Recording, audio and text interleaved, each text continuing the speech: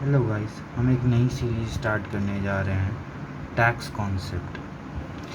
इस सीरीज़ में क्या होगा कि हम लोग कुछ ऐसे ऐसे कॉन्सेप्ट्स के बारे में समझेंगे जो कि हम लोग डे टू डे बिजनेस में सुनते तो हैं, लेकिन उसका मतलब हमें नहीं पता रहता है, वो एक्चुअली में है क्या वो हमें नहीं पता रहता है। तो स्टार्ट करते हैं। आज का हम लोग का पहला कॉन्सेप्ट है TDS। TDS का फुल फॉर्म होता है tax deducted at source. Tax जो कि सोर्स पे डिडक्ट हो, ठीक है। तो ये होता क्या है, इसके लिए हम लोग एक नॉर्मल एग्जाम्पल के तरफ से समझते हैं। ए, लेट्स सपोज ए एक ऑडिटर है जिसने बी की ऑडिट की। बी एक बिजनेस है जिसका ए ने ऑडिट किया है। जैसे सपोज बी एक प्रोप्राइटरशिप है जिसका ए ने ऑडिट किया है। ऑडिट, ए ने एक ऑडिट सर्विस दिया है बी को। अब बी ए को पेमेंट करेगा। जैसे सपोज उसका पेमेंट होता है 1.5 लाख का। तो यहाँ पे क्या होता है, गवर्नमेंट बोलती है बी को कि आप ए को पेमेंट करो, कोई बात नहीं है, लेकिन आप क्या करो, उसका कुछ परसेंट मुझे दे दो। तो बी बोलता है कि आपको क्यों दे दूँ, मैंने तो ए से सर्विस लिया है तो मैं आपको क्यों दे दूँ। तो गवर्नमेंट बोलती है कि आप टेंशन मत लो, मैं वो अमाउंट फिर ए को दे दूँगा। इसके बारे में हम लोग बाद में डिस्कस करेंगे, लेकिन ये याद रखिए कि गवर्नमेंट बोलती है कि मैं वो अमाउंट ए को वापस दे दूँगा। आप क्या करो, आप मुझे उसका कुछ परसेंट दे दो। तो बी बोलती है कि ठीक है, मैं आपको उसका 10% दे देता हूँ। तो बी गवर्नमेंट को 15,000 दे देती है। बाद बाकी 1,35,000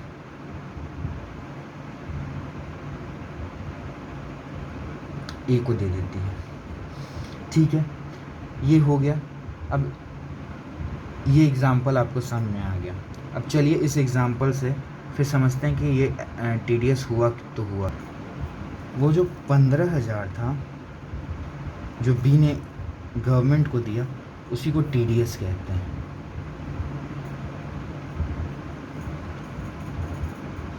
ठीक है, ये तो आपको समझ में आ गया कि TDS किसे कहते हैं। अब समझते हैं कि why it is done. Government ये क्यों करती है, गवर्नमेंट TDS क्यों लेती है।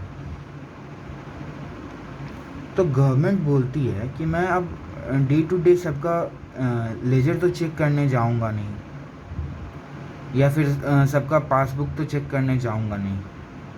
तो मुझे पता कैसे चलेगा कि किसने किसी से कितना का इनकम लिया है और किसने किसको कितना पैसा दिया है। तो गवर्नमेंट क्या करती है, गवर्नमेंट एक थ्रेशोल्ड लिमिट रखती है।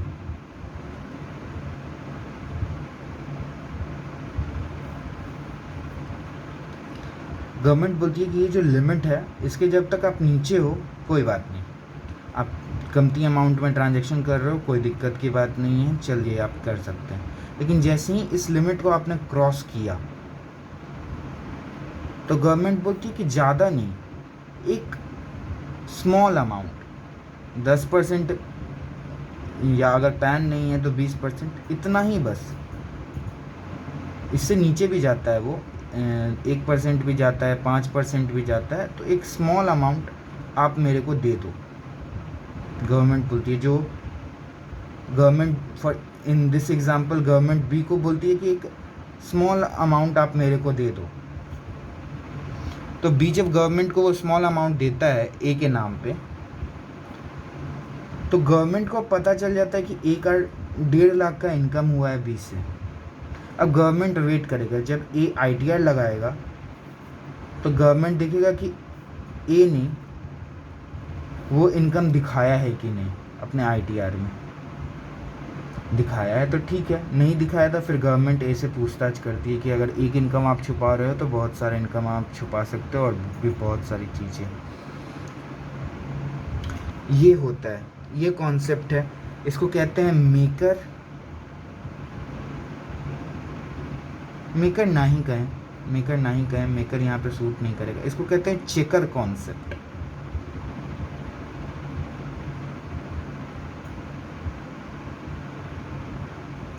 इससे गवर्नमेंट चेक करती है कि किसका कितना इनकम हुआ है और वो सही दिखा रहा है कि नहीं दिखा रहा है।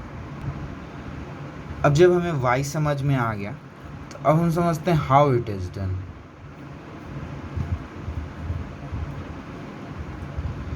तो गवर्नमेंट कैसे करती है? तो गवर्नमेंट एक हर महीना, जैसे फॉर एग्जांपल इसमें हम लोग जुलाई का एग्जांपल लेते हैं। जस्ट सपोज बी ने ए को जुलाई में पेमेंट किया, तो गवर्नमेंट बोलती है कि हर महीने के नेक्स्ट मंथ, मतलब नेक्स्ट फॉलोइंग मंथ में के 7 तारीख तक आपको वो टीडीएस का अमाउंट गवर्नमेंट को पेमेंट कर देना है इन द फॉर्म ऑफ चालान के रूप में हम लोग पेमेंट कर देते हैं। ठीक है, चालान के रूप में नहीं, चालान से हम लोग गवर्नमेंट को पेमेंट कर देते हैं इस अमाउंट का। ठीक है, ये जो 7 तारीख का जो मैंने ड्यू डेट बताया, ये सिर्फ मार्च में एक एक्सेप्शन आता है। For the month of March government बोलती है कि अप्रैल 30 तक आप पेमेंट कर दो। ठीक है, अब जैसे ही पेमेंट हो जाता है तो गवर्नमेंट को तो बस अभी अमाउंट मिला है चालान के द्वारा, लेकिन गवर्नमेंट को पता कैसे चलेगा कि किसका क्या इनकम था? और मतलब ये ए का इनकम है, ए का 15,000 है, ये गवर्नमेंट को कैसे पता चलेगा? तो गवर्नमेंट बोलती है कि हम लोग क्वार्टरली रिटर्न लगाएंगे। गवर्नमेंट क्वार्टरली रिटर्न लगवाती है। अब क्वार्टरली रिटर्न में क्या होता है कि जैसे first quarter, second quarter, third quarter, fourth quarter, तो जस्ट अभी हम लोग जुलाई का एग्जांपल ले रहे हैं, तो जुलाई आता है अपना सेकंड क्वार्टर में। जुलाई, अगस्त, सितंबर, ये तीनों आता है सेकंड क्वार्टर में। तो गवर्नमेंट बोलती है कि जैसे ही वो क्वार्टर ख़त्म हो, उसके नेक्स्ट मंथ, मतलब सितंबर एंडिंग क्वार्टर होता है, तो मतलब अक्टूबर 31 तक आपको रिटर्न लगा देना है।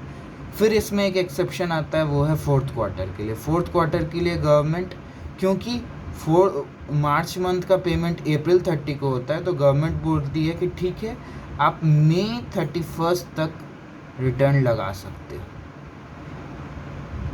ठीक है,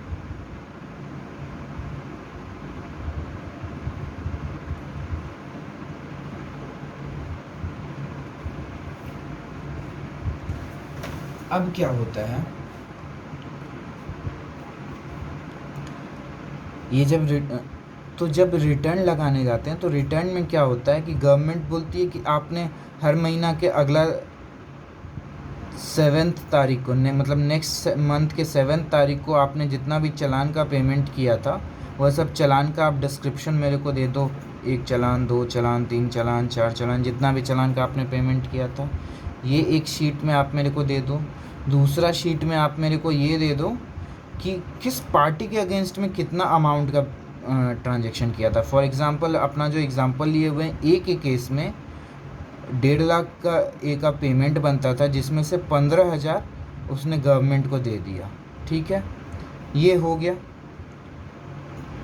तो अब क्या होगा कि गवर्नमेंट को 15,000 मिल गया, क्योंकि चालान का पेमेंट हो चुका है, गवर्नमेंट यहाँ से चेक कर लेगी। और गवर्नमेंट को अब पता चल गया कि ए को 1.5 लाख का ट्रांजैक्शन हुआ है, मतलब ए को इनकम आई है 1.5 लाख की। गवर्नमेंट वेट करेगी कि वो अपने आईटीआर में दिखाता है कि नहीं दिखाता ये 1.5 लाख। इससे गवर्नमेंट को सब समझ में भी आ गया कि कितना का इनकम हो रहा है ए का, और गवर्नमेंट को उसके अगेंस्ट में वो टीडीएस भी मिल गया। तो इससे हम लोग समझे कि हाउ इट इज़ डन। जब वाई और हाउ हम लोग समझ चुके हैं, तो अब समझते हैं कि क्या ये पैसा गवर्नमेंट के पास रह जाता है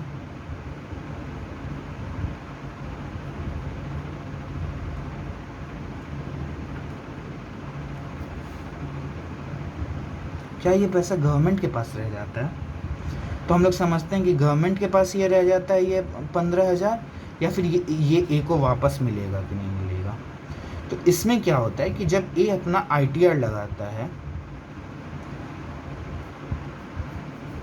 तो ये अपना इनकम बताएगा कि मेरा इतना इनकम हुआ, मेरा इतना डिडक्शन हुआ, मेरा ये हुआ, सारा चीज़ करके एक नेट टैक्सेबल इनकम आता है।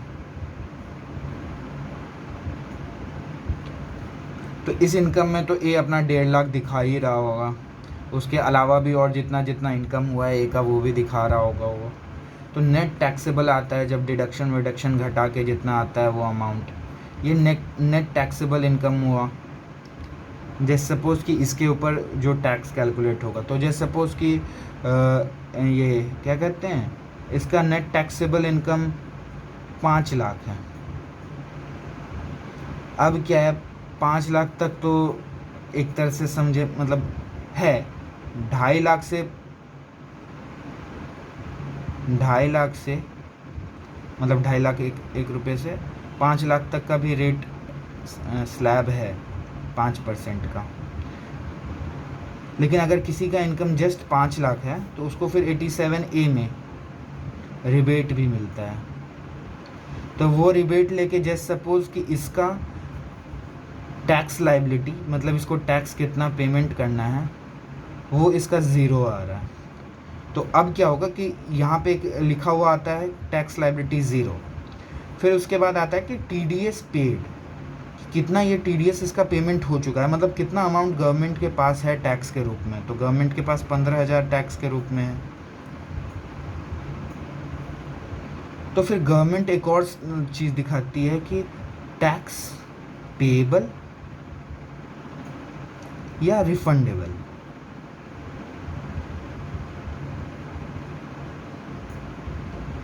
तो इसका तो लाइबिलिटी बनता ही नहीं है ना, ये 15,000 तो गवर्नमेंट के पास रह गया था, तो ये तो अब इसका पेएबल तो कुछ बनता नहीं है, तो इसका ये रिफंडेबल हो जाएगा। तो गवर्नमेंट बोलती है कि आपका 15,000 रिफंडेबल है। रिफंडेबल मतलब जैसे ही ए ने अपना ITR लगाया and it has been processed without default,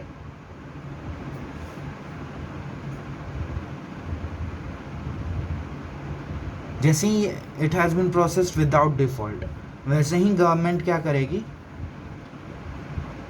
ये 15,000 जो भी एक टाइम पीरियड होता है, मतलब वो टाइम टू टाइम वैरी करते रहता है। जैसे अभी एट प्रेजेंट वो थोड़ा सा स्पीडी है, तो कभी 2 सप्ताह के अंदर भी 3 सप्ताह के अंदर भी गवर्नमेंट ये 15,000 ए ने जो ITR में अपना अकाउंट नंबर मेंशन किया होगा उसमें वो 15,000 डिपॉजिट करवा देगी। तो इससे ये 15,000 ए का वो 1.5 लाख वाला वापस ए को मिल गया, और गवर्नमेंट को ये भी पता चल गया कि ये 1.5 लाख का इनकम हुआ है ए का। तो इससे दोनों का काम हो गया, ये 15,000 ए का गया भी नहीं और ये 1.5 लाख का इनकम गवर्नमेंट को पता भी चल गया। तो ये होता है TDS की कहानी, ये होती है एक्चुअली में TDS की कहानी। क्या कॉन्सेप्ट था ये TDS का, क्यों आया था ये TDS, कैसे इसका रिटर्न लगता है और कैसे इसका ये पैसा रह जाता है। Just suppose in another example, अगर मानिए इसका कोई टैक्स लाइबिलिटी होता 20,000 का, एक अलग केस में देखते हैं, इसका अगर टैक्स लाइबिलिटी 20,000 का होता तो ये 15,000 तो ऑलरेडी ये गवर्नमेंट को दे चुका है ना। तो गवर्नमेंट बोलती कि आप 20,000 मत दो, बस 5,000 एक्स्ट्रा जो आपका बच रहा है वो आप मेरे को दे दो।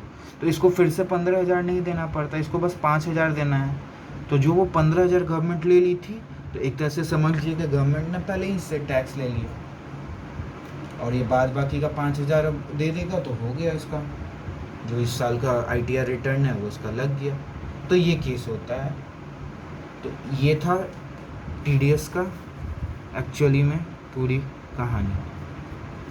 अब इसमें आते हैं बहुत सारे सेक्शन आते हैं, 192 जैसे हो गया, 193 हो गया, 194 हो गया, 195 हो गया, ये सब। उसके आगे भी 197, 7A, ये सब बहुत सारे सेक्शन होते हैं। इसमें हर सेक्शन में अलग अलग बात है। ये सेक्शन बेसिकली रेट का सेक्शन होता है, ये और ये सेक्शन और ये वाला सेक्शन और ये 4 सेक्शन बेसिकली रेट का सेक्शन होता है। इसमें हम लोग लोअर डिडक्शन, नो डिडक्शन की बातें करते हैं, ये सब भी हैं।